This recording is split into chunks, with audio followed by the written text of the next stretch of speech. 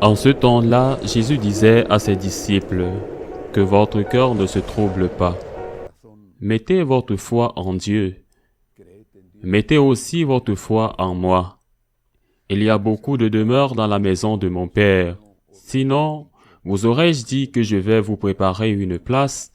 Si donc je m'en vais vous préparer une place, je reviens vous prendre auprès de moi pour que là où moi je suis, vous soyez vous aussi. Et là où moi je vais, vous en savez le chemin. » Thomas lui dit alors, « Seigneur, nous ne savons pas où tu vas. Comment en saurions-nous le chemin? » Jésus lui dit, « C'est moi le chemin, la vérité et la vie.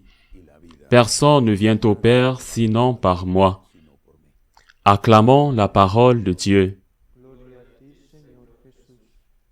En cette solennité des fidèles défunts, en ce jour où nous nous souvenons avec amour, avec douleur de ces personnes que nous avons aimées et qui ne sont plus parmi nous, peut-être des personnes de notre famille ou nos très chers amis. En ce jour, je vais me permettre de réciter un beau poème d'un de mes amis que je continue de confier à Dieu depuis quelques années maintenant. Je fais référence à un prêtre, José Luis Martín Descalzo, qui était mon mentor dans le domaine du journalisme, mon ami et d'une certaine manière, et sous certains aspects mon père spirituel, et même qui m'a accompagné dans les premiers pas de la fondation des Franciscains de Marie. C'est un poème écrit peu avant sa mort. Il était dans une situation très délicate, très critique. Il avait été décelé un grave problème rénal. Il était sous dialyse 3 fois par semaine depuis 6 ans. Et il savait que sa fin était proche. Et il consacra les derniers mois de sa vie à écrire ce qui fut son dernier livre, publié peu de temps avant sa mort. Le livre est intitulé « Le Testament de l'oiseau solitaire » et c'est un spectacle non seulement de spiritualité, mais aussi de beauté littéraire. L'un des derniers poèmes de ce livre du Testament de l'oiseau solitaire parle de la mort et dit ceci. « Et puis, il vit la lumière qui entrait par toutes les fenêtres de sa vie. Il a vu que la douleur précipitait la fuite et il a compris que la mort n'était plus là. Mourir, c'est seulement mourir. Mourir, c'est finir. Mourir est un feu de joie fugitif. C'est dériver à travers une porte et trouver ce qu'il cherchait tant. Finir de pleurer et de se poser des questions. Voir l'amour sans énigme ni miroir, se reposer de vivre dans la tendresse, avoir la paix, la lumière, la maison, ensemble et trouver de loin les douleurs. La veilleuse après tant de nuits noires. Il y avait beaucoup de choses à méditer dans ce sonnet, mais quand je prie en l'utilisant comme matériel pour ma prière au Seigneur, je me consacre toujours sur 2 choses. La première, est-ce que je veux être avec le Seigneur?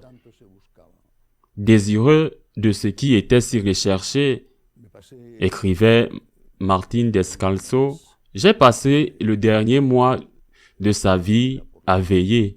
La nuit, je me suis relayé avec sa sœur. Une nuit l'un et une autre nuit l'autre. Non pas que j'ai vu un homme dont il rêvait de mourir, il voulait vivre, mais il voulait être avec Dieu. La première question que nous devons tous nous poser aujourd'hui est celle-ci. Ai-je envie d'être avec Dieu? Je souhaite trouver ce que j'ai tant cherché, et sûrement la réponse dans la plupart des cas sera oui. Mais non, ou oui, mais pas assez. Et c'est là que nous devons chacun travailler personnellement. Est-ce que je veux être avec Dieu? Est-ce que je veux être avec Dieu? Est-ce que je crois que Dieu existe? Est-ce que je crois qu'il y a la vie éternelle? Je crois, comme dit l'Évangile aujourd'hui, qu'il y a plusieurs demeures. Est-ce que je crois en la parole de Dieu? Crois en Dieu et crois aussi en moi, nous a dit le Seigneur. Est-ce que je crois en cela?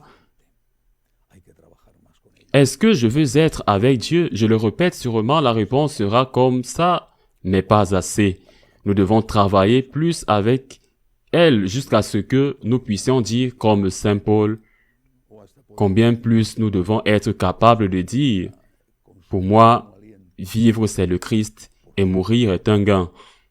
Ou même de pouvoir dire comme Sainte Thérèse avec son dernier souffle, enfin, enfin, ces dernières paroles, enfin, celle qui avait écrit « Je meurs parce que je ne meurs pas, et j'espère si grand est le bonheur, je meurs parce que je ne meurs pas. » Elle avait hâte de rencontrer le Christ.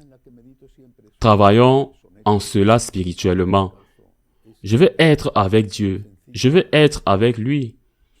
Et la seconde chose que je médite toujours sur ce sonnet de Martin Descalzo est cette phrase « Mourir, seul, c'est mourir. Mourir, c'est la fin. Mourir seul, c'est mourir. Mais il y a une autre vie. » Il est vrai que la mort est souvent précédée de douleurs, de souffrances physiques, parfois aussi d'autres douleurs qui sont d'ordre spirituel. L'impression de ne pas avoir bien fait ce qu'on avait à faire, de ne pas avoir laissé les choses bien ou de ne pas être capable de continuer à prendre soin, à protéger les nôtres. C'est une douleur qui s'ajoute à la souffrance physique. C'est sûrement aussi fort, aussi grave que la souffrance physique elle-même. Mais la mort elle-même, mourir, n'est que mourir. Mourir, c'est la fin. Elle dérive à travers une porte. Et trouver ce que tu cherchais tant, mourir n'est que mourir. Nous catholiques, bien que notre foi ne soit pas parfaite, bien que notre foi ne soit pas ce qu'elle devrait être, bien que nous ne disions pas comme Saint Paul, pour moi, la vie c'est le Christ et mourir est un gain. Nous catholiques croyons en la vie éternelle et c'est une immense consolation au moment de la séparation d'avec ceux qui meurent avant nous. Une consolation qui n'enlève pas la douleur, mais qui la soulage. Mais surtout, qui doit être un motif de grande paix pour notre propre expérience, le moment venu. Mourir seul, c'est mourir. C'est retrouver celui qui était tant recherché. Ce qu'il faut faire, c'est bien vivre. Vivre avec le Christ. Vivre en Dieu. Ce qu'il faut faire, c'est vivre en état de grâce. Être dans la grâce toujours. Répentez-vous immédiatement si jamais nous péchons pour être avec Dieu au ciel. Croyons en Dieu et croyons aussi en Jésus. Nous dit le Seigneur, je crois en toi. Je sais qu'il y a beaucoup de demeures et que ta miséricorde, si je meurs, uni à toi, ouvrira les portes d'une de ces demeures. N'ayons pas peur de la mort. Craignons de vivre sans le Christ, car c'est la vraie et terrible mort. Ainsi soit-il.